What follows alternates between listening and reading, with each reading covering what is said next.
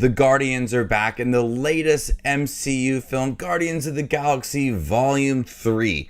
Let's see if this film is worth your time.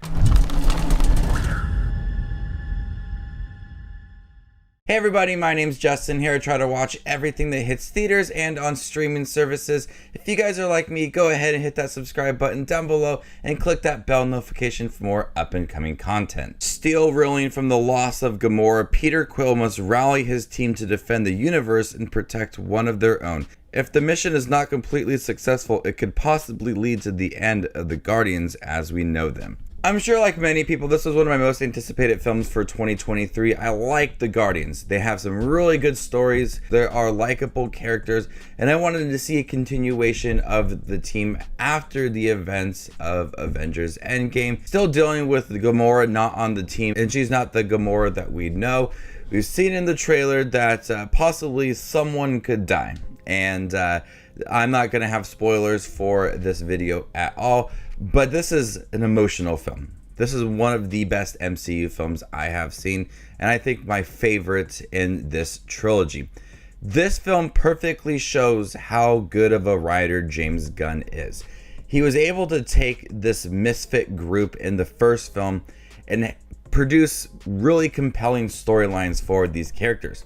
And we've seen them fleshed out between these 3 volumes. But in this 3rd volume, he's able to take these characters and give you one of the most personal MCU films. He's able to craft these storylines where these characters rely on each other, and you see that bond that this group has at the forefront, and they are all relying on each other. This is a movie about protecting a member of the team and seeing how far they will go to protect that member. And the group has never been better.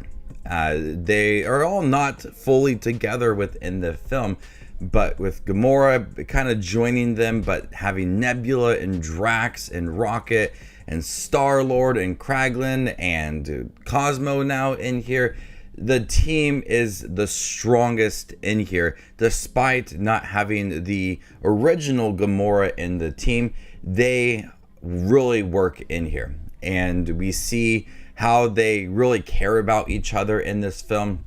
It's utilizing those emotional moments in here to bring out that bond and the depth for this team, but also having a lot of humor in here. And I appreciate James Gunn's approach to comedy in here.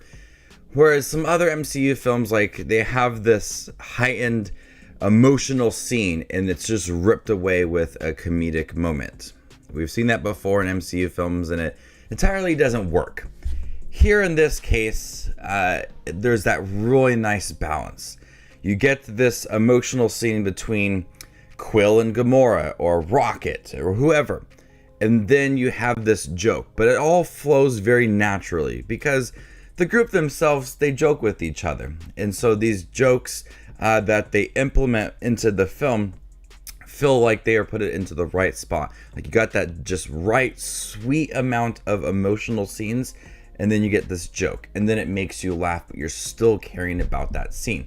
And James Gunn does that quite often in here. And I found this to be one of the funniest MCU films. Funnier than the first 2 Guardians film because they are now way more comfortable with each other. Mantis in here is absolutely hilarious. Her back and forth with Drax is classic. Star-Lord trying to hide his feelings for Gamora. In the beginning of the film, he's drinking. He's having a hard time accepting that this is not the Gamora that he's loved, but still hopes that she can turn back into that Gamora. There's a lot of emotions and a lot of things that this team is dealing with, and it's all centered really around Rocket and what he is going through. We explore his past and all the moments that he was experimented on, and the team has to protect him. And that leads to some of the most emotional scenes in the MCU. People in the theater were crying, not like at the end of the film, but just like in the middle, just many scenes throughout. We have him and he meets an otter who's voiced by Linda Cardellini, and we see this relationship that developed when Rocket was young, and it really pulls on your heartstrings. It's like I said, some of the most emotional scenes I have seen in the MCU. They were going for it. They were going for that true emotion. As to those personal moments for Rocket, as he's really not discussed his past, and we see it all through flashbacks, and it works. It's really effective in here and adds to those emotional scenes and the bond that this group has and the lengths that they will go to protect Rocket. And then that leads into our villain, the High Evolutionary. He is not the strongest MCU villain, or not even the strongest Guardians villain, but he has a purpose. And that purpose is to try to tear this group apart and then test them as well. By having this villain in here, what he is doing, trying to obtain Rocket, and not going to full spoiler territory, but the whole purpose of this villain is to strengthen the group, because without Rocket, and the whole goal is to protect Rocket and help him. And so by whatever the High Evolutionary is doing, it all relates to this group, and seeing the group work together, go from point A to point B, obtain things they need to help Rocket. They go on this journey. At times it feels like a heist film as well, but the whole purpose of this villain, besides being sinister at times and having this, kind of generic villainous plot, the whole purpose of it is to strengthen the group and add development to them and seeing how much they care for everybody. So I like the villain in here.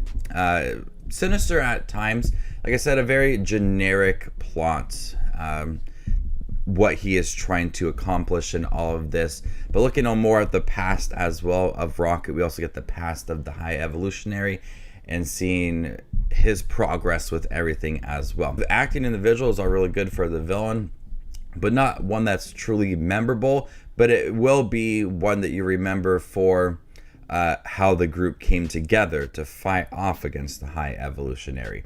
Then we also have Will Poulter in here as Adam Warlock. I expected a little more from him, but when you look at the character's story, he's just trying to find his place in all of this. It's a great continuation from Guardians 2 into 3. There were some funny moments with him in here, and I think this will be a character that has a lot of potential, and we see that in this film, that there is potential despite having him in here and not doing the most. I think that it really teases what this character can do, and I like that. And so there's potential. Start off very slow, not a lot of him in here, but I think that there'll be a lot more of him down the road, and I'm excited for that.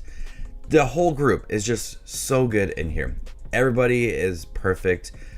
Chris Pratt as Star-Lord, once again, amazing, hilarious. But you see in the beginning a lot of that emotion. I love that it continues from Endgame into this film. You're still feeling those implications from that film. Nebula has a lot to do in here. She has like this more leader role in here, and I love Karen Gillan in here. Drax, once again, hilarious. Mantis, she's just so funny in here. And Groot and Rocket, seeing Groot bigger again, I'm glad that he's kind of returning to form and all of that. But the whole group is the best that they've ever been. It's truly emotional. James Gunn is able to take this group and just make you absolutely care about them. The bickering back and forth between the group is hilarious, but you can't forget about those emotional scenes and how strong this group is. And yes, it's like a farewell to the group, and I think they did it in an appropriate way. Still having potential returns for characters. They didn't really close the door on some stories, but you can see where things are going to go in the future, and I'm really looking forward to that. Guardians of the Galaxy Volume 3, I really loved. It was an emotional film. It was absolutely hilarious. Had some good visuals, and the villain, while not being the most amazing thing ever, really challenged this group and their strong bond, and I appreciate that about the villain, despite him being just kind of average at best. And Rocket's going in deep into his backstory. Like I said, probably the most emotional scenes in the MCU. Like, I can see why people were crying in the theaters. Definitely check out Guardians of the Galaxy Volume 3 if you really like the first one, which I know a lot of people do, and not really care much about the second one. I think you'll really love the third one. A lot of things going on in here, but we see that James Gunn is a really good writer and director, and he's able to balance a lot of things in here, while also offering a lot of cameos, as we see Sylvester Stallone returning and Nathan Fillion as well. There's just a lot of fun little minor characters that appear throughout and just adds to the lore of Guardians of the Galaxy. Also, it continues from the holiday special, so if you haven't seen the holiday special, I recommend checking that out before this film. So before I give you my score for Guardians of the Galaxy Volume 3, make sure to check out my channel. Here I do movie reviews, trailer actions, ranking videos, tier lists, all that fun movie related content that you see on YouTube. I do it all here, so hit the subscribe button to get it all in one spot. I'm going to go ahead and give Guardians of the Galaxy Volume 3 an A-. Thank you guys for checking out my review for Guardians of the Galaxy Volume 3. Have you guys seen it by chance? What'd you think about it? Let me know in the comment section down below, and stay tuned for more up and coming content like this. My name is Just Watches Movies, and you guys stay classy, YouTube.